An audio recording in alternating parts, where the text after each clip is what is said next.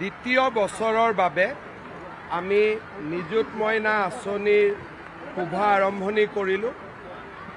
যোৱা বছৰতকৈ এইবাৰ নামভৰ্তিৰ পৰিমাণ দ্ৰুত গতিত বৃদ্ধি পাইছে আৰু কলেজত ছোৱালীৰ ড্ৰপ আউটৰ সংখ্যাও দ্ৰুত গতিত কমি গৈছে।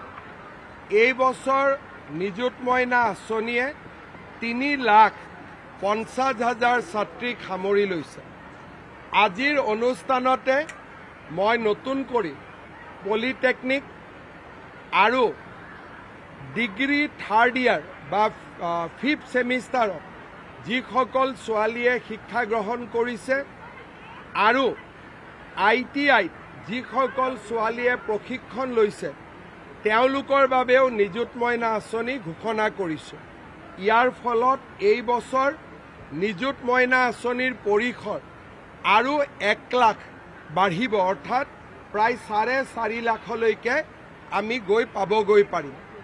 এই সুন্দৰ আঁচনিখনৰ শুভ আৰম্ভণি আজি অসমৰ প্ৰতিখন কলেজতে হৈছে, প্ৰতিটো স্থানত হৈছে।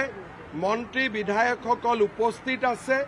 মই সকলোকে, বিশেষকৈ শিক্ষা বিভাগৰ মন্ত্ৰী ৰণোজ পেগু ডাঙৰীয়া আৰু তেওঁৰ সতীৰ্থসকলক আজিৰ এই সুন্দৰ অনুষ্ঠানৰ বাবে অভিনন্দন জনাইছোঁ।